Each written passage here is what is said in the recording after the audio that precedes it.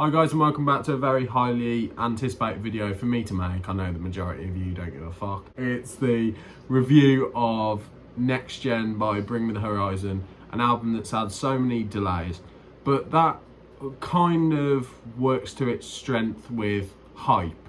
But what happens when something's got so much hype?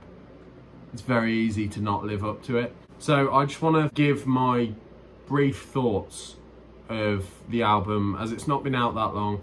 I haven't listened to the songs that long. I've probably listened to it full about twice with every single song. Overall, I'm very happy with this album. Bring Me for me isn't a band that, for me particularly, releases albums that are must listen.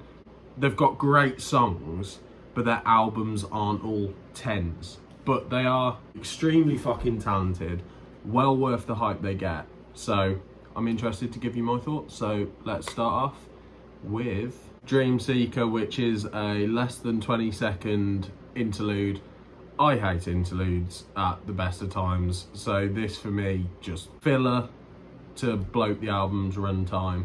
So not a fan of that. But then you do get onto Utopia, which is a great intro track. Very much reminds me of like early Linkin Park, which is nothing new for Bring Me. Songs like Teardrops and even some of the earlier stuff going to like That's the Spirit really is like Chester Bennington-esque. And Ollie, in terms of vocals, I think is in his prime, and on this he's got some incredible vocals on it. After Utopia, we're going into Kool-Aid. This I think is one of the best singles they've had in years. I love this song. The chorus is fantastic, it's heavy, and just the chants in the background really give it the atmosphere that the actual material of the lyrics is based around. Okay, top 10 statues that cry blood. When I first listened to this, I'd seen a couple of people post about it, but I first listened to it and I was like, it's alright.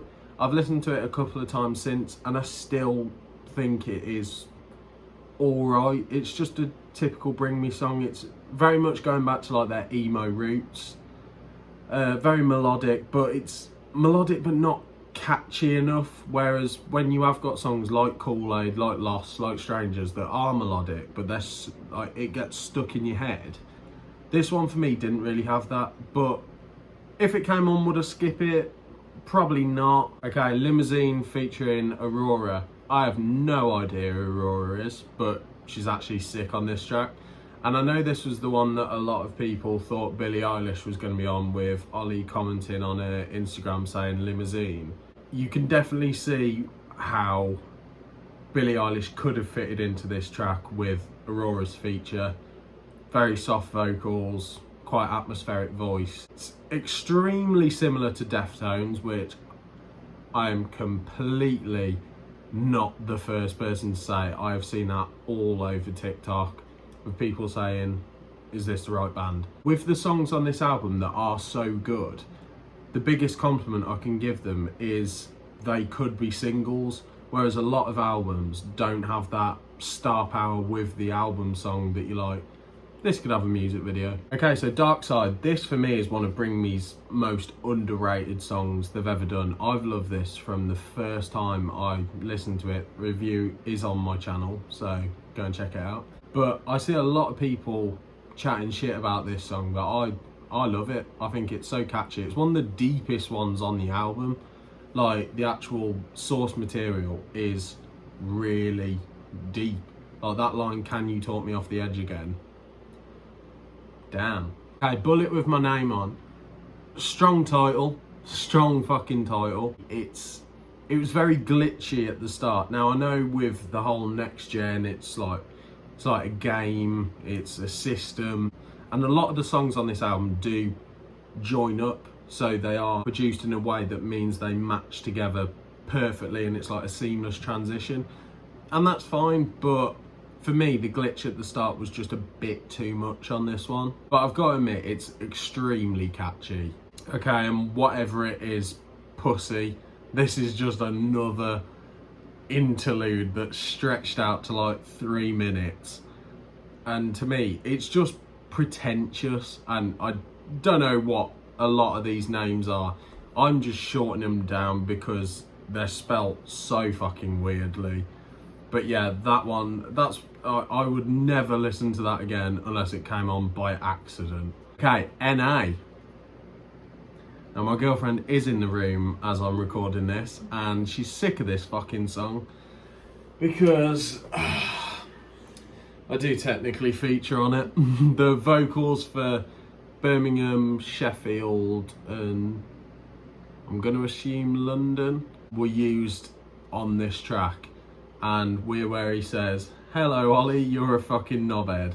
And I love it. This is one of the best songs on the record. I think, apart from the singles, no, fuck it, even with the singles, I'd say this is in the top 3. I would take Dark Side Kool-Aid, NA, and then Limousine, Amen.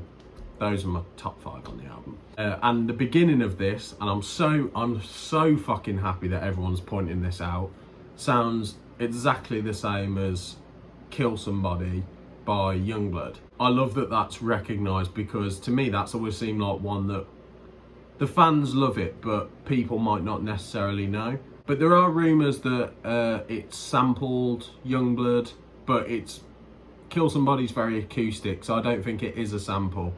But I think they've probably worked with him of getting that riff off him. It is like Youngblood on steroids. Like, it goes a lot heavier.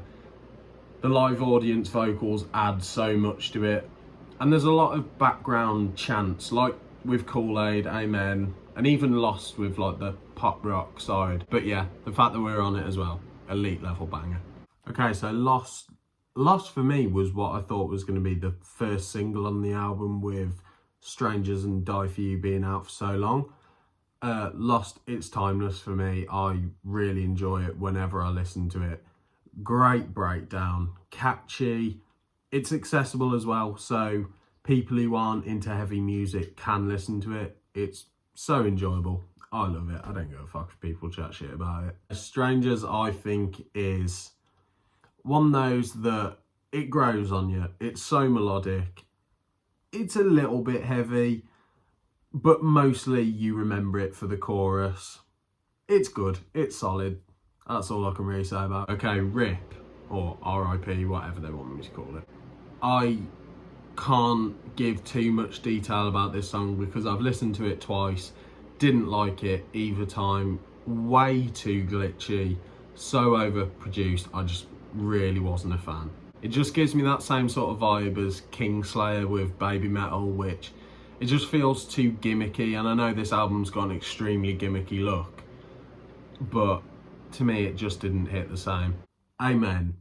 That is Bring Me doing every style they do well, all in one. It should be terrible, but it's not. It's fantastic. It's got a great chorus. Ollie sounds fucking incredible, considering he's had so many surgeries on saving his voice. I don't know how he does a vocal performance like that, and Lil Uzi being on it is, it sounds almost unthinkable that he actually kills it, but he really does. Bring Me with Features does so well. Die For You, I have no idea why Die For You is on this album. To me, that's reminiscent of stuff that would be on Ammo. Like, it's just, it's pop that's trying to be really heavy, and even though that's not new for Bring Me, it's one of those, it's fun live. That's all I can say about it that's positive. It is really fun live. Okay, the song that I am easily the most disappointed by, and with this album there are things like the interludes, like RIP, that I'm just underwhelmed by, but Dig It, it's 7 minutes. It's got one good bit in it, and that's in the middle. It's got like a minute and a half of dead silence, and the ending, it's so underwhelming. And as much as that might make sense because they're saying that they want to add more to the post-human, like I think they want to do 4 albums in the end. So we've had Survival Horror, we've had Next Gen, so another 2. It might make more sense when we go into the next one. Such an underwhelming song, especially for the time. But like the instrumental at the start sounds kind of like a beat that Corpse would have, but then it just sort of wears out for a bit, and then comes in really strong, and it sounds like it's going to get fucking brutal, like be a proper finale, and it just doesn't. And then it goes into dead silence, and then it's got a little fucking ooh style thing at the end, and I just really, it's one of the most underwhelming songs I've ever heard. Overall, I'd say this album is good, and the singles are definitely the thing that strengthens it, but the fact that at least 3 album songs as well could be singles, I think is impressive. Do I think it's necessarily worth the hype? No.